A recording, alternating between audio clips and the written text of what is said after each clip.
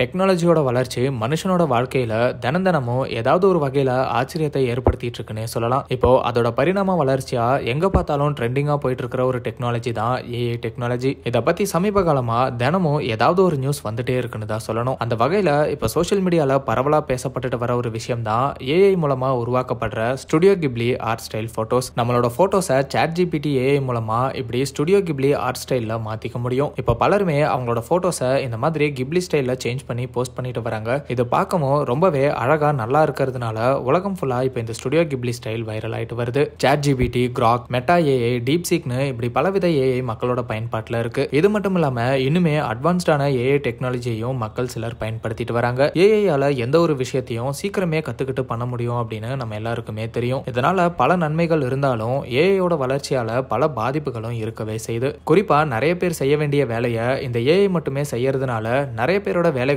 பறிபோகக்கூடிய அபாயமும் இருக்கு அப்படிங்கறத மறுக்கவே முடியாது.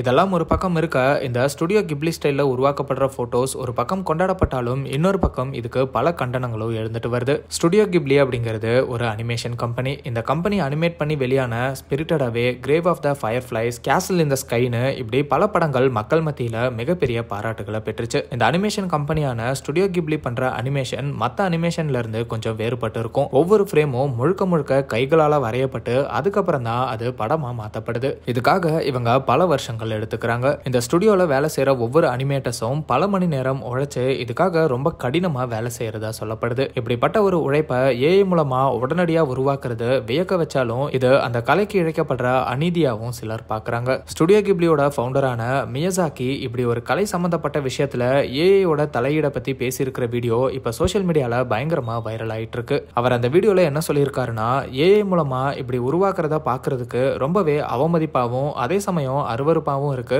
இப்படி ஏஐ மூலமா எல்லாம் உருவாகிறத மனித இனம் அழிவை சந்திக்க போறதா உணர்ற மக்கள் அவங்க மேல இருக்கிற நம்பிக்கையை இழந்து இப்படி மெஷின் பின்னாடி போயிடுவாங்க அப்படின்னு ரொம்பவே வருத்தப்பட்டு பேசியிருக்காரு. மியசாக்கி பேசியிருக்கிற வீடியோ 2017 வெளியாகி இருக்கு. அதாவது 8 வருஷங்களுக்கு முன்னாடி வெளியாகி இருக்கு. தன்னோட கம்பெனில வேலை பார்க்குற ஒரு அனிமேட்டர் ஏஐயால உருவாக்கப்பட்ட வீடியோவை மியசாக்கிக்கு காட்டியிருக்காரு. அதை பார்த்துட்டு தான் அவர் இந்த மாதிரி மனமுடைஞ்சு பேசியிருக்காரு. சிலர் ஏஐயை தடுக்கவே முடியாது, அதை ஏத்துக்கிட்டு நம்ம வாழ கத்துக்கணும்னு சொல்லிட்டு வராங்க. இன்னும் சிலர் இப்படி ஒரு கம்பெனியோட அனுமதியே இல்லாம அவங்களோட ஆர்ட் ஸ்டைல ஏஐ மூலமா உருவாக்குறது எந்த வகையிலையும் சரியானது இல்ல, இது காப்பிரைட் கீழே வரும், இது ஒரு கலையை அவமதிக்கிறதுக்கு சமம், கண்டிப்பா சாட்ஜிபிடி ஃபவுண்டர் இதுக்கு விளக்கம் அளிக்கணும் அப்படின்னும், இப்படி எல்லாமே ஏஐ பண்ணிட்டா மனுஷ இனமே ஒரு நாள் அழிஞ்சுதான் போகும் அப்படின்னும் இப்படி பலவிதமான கருத்துக்களையும் சொல்லிட்டு வராங்க. இப்படி விமர்சனங்கள் எழுந்துட்டு இருக்கிற நிலையில சாட்ஜிபிடியோட ஃபவுண்டரான சாம் ஆல்ட்மேன் அவரோட எக்ஸ்பேஜோட டிபியா கிப்லி ஸ்டைல்ல உருவாக்கப்பட்ட அவரோட போட்டோவை வச்சிருக்காரு அப்படிங்கிறதும் குறிப்பிடத்தக்கது. இந்த ஸ்டுடியோ கிப்லி ஸ்டைல் போட்டோ பத்தியும் அண்ட் மனுஷனோட வாழ்க்கையில ஏஐயோட தாக்கம் அதிகரிச்சுட்டு வரதை பத்தியும் நீங்க என்ன நினைக்கிறீங்க அப்படிங்கிற உங்களோட கருத்துக்களை கமெண்ட்ல சொல்லுங்க. அண்ட் அந்த மாதிரி சினிமா, சீரியல்ஸ் அண்ட் ட்ரெண்டிங்கான அப்டேட்ஸை பத்தி தெரிஞ்சுக்க நம்ம ட்ரெண்டாக் சேனலை சப்ஸ்கிரைப் பண்ணுங்க.